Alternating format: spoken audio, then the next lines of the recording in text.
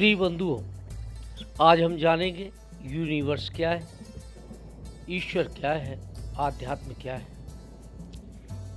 अगर हम लोग विज्ञान की बात करें तो विज्ञान हमेशा पदार्थों को तोड़ करके देखता है, जबकि अध्यात्म सभी को जोड़ करके देखता है और सभी को जोड़ दें तो परमात्मा बनता है, अर्थात परम आत्मा, परम ऊर्जा भी हम इसे कह सकते हैं।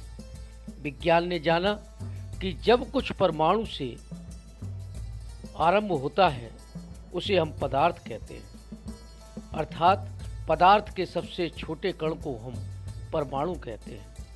परमाणु का गुण परमात्मा का गुण है।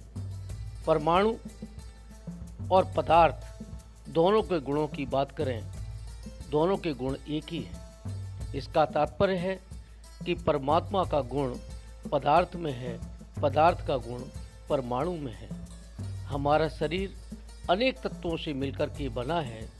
वो सूक्ष्म तत्व वो सभी परमाणु से मिलकर के बने हैं, अर्थात हम परमात्मा के अंश हैं। अगर हम सृष्टि रचयिता की बात करें तो वो सभी को बनाने वाला है, सृजन करने वाला है। प्रिय बंधुओं, पानी की बूंद को जान लीजिए, उसका गुण सागर के संपूर्ण पानी के गुण के समान ही है। ठीक वैसे ही जैसे आत्मा को अगर आप जानें तो जो गुण आत्मा के हैं वही गुण परमात्मा के हैं, अर्थात आत्मा को जान लेना ही परमात्मा को जान लेना है। प्रिय बंधुओं, इसी प्रकार से ब्रह्मांड को जान लेना परमात्मा को जान लेने के बराबर है। अगर हम लोग संपूर्ण ब्रह्मांड की बात करते हैं तो आज मैं आपको समझाता हूँ कि ब्रह्मांड कितना विशाल है। आज आप इसका वर्णन देखेंगे। आपने सूरज को देखा हुआ है, उसका प्रकाश पृथ्वी तक आता है। उसका प्रकाश पृथ्वी तक पहुँचने में महज कुछ ही मिनट का समय लगाता है। मैं आपको उदाहरण के तौर पर समझाता हूँ। अगर हम प्रकाश की चाल की बात करें, प्रकाश का जो वेग होता है वो प्रकाश का वेग 3 लाख किलोमीटर प्रति सेकंड के हिसाब से होता है। ऋग्वेद में भी प्रकाश के इस वेग की प्रामाणिकता इतनी ही मिलती है। चांद से पृथ्वी की दूरी 3,84,400 किलोमीटर है। मैं यहाँ किसी दूरी और डिस्टेंस को पढ़ाने के लिए या इसके अध्ययन के लिए नहीं बात कर रहा हूँ। मैं आपको ब्रह्मांड का विस्तार बताने के लिए ये सभी उदाहरण ले रहा हूँ। प्रकाश की गति से अगर हम चांद पर जाने का प्रयास करें और प्रकाश के वेग से जब जाएंगे तो आपको महज 1 सेकंड का समय लगता है।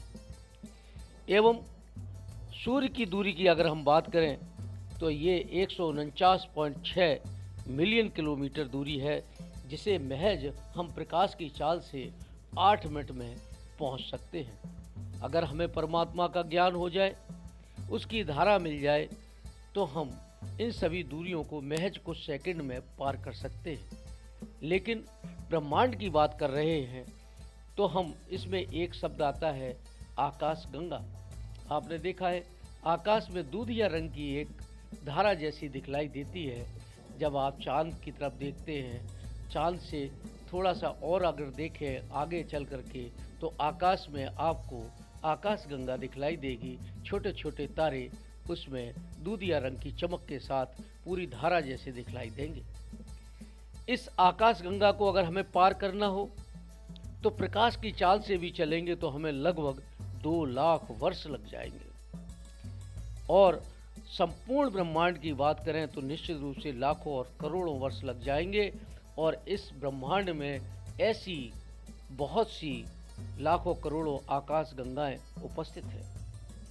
अगर आप हमारी बात ना माने तो वैज्ञानिक दृष्टिकोण से भी मैं आपको बताता हूँ। विज्ञान की माने तो हमारे जैसे अनेक सौर मंडल ब्रह्मांड में उपस्थित हैं।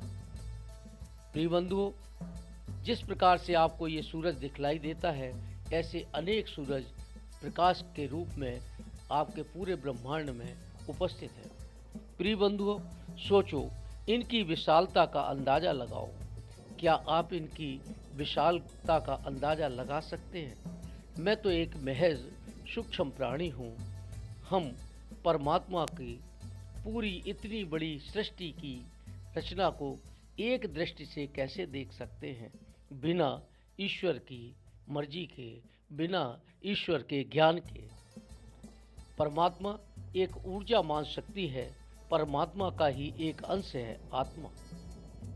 प्रिय बंधुओं, जिसने आत्मा को समझ लिया अर्थात स्वयं को समझ लिया, समझो उसने परमात्मा को समझ लिया। प्रिय बंधुओं, परमात्मा को जानना तो पड़ेगा ही, चाहे इस जन्म में जान लो या अगले जन्म में जान लो, परमात्मा को तो जानना ही पड़ेगा। तभी तरण होगा, तभी हम इस भवसागर से पार निकलेंगे। प्रिय बंधुओं, झूठ के सभी विचारों को हमारे मन से हटाना होगा। काल्पनिक परमात्मा का नहीं, काल्पनिक परमात्मा का नहीं, बल्कि वास्तविक परमात्मा को जानना होगा। हमारा मनुष्य का जन्म क्यों हुआ है, इसको सोचना होगा। मनुष्य का जन्म आत्मज्ञान ज्ञान की प्राप्ति के लिए हुआ है। अब आपका ध्यान धीरे धीरे परमात्मा की ओर हो गया है।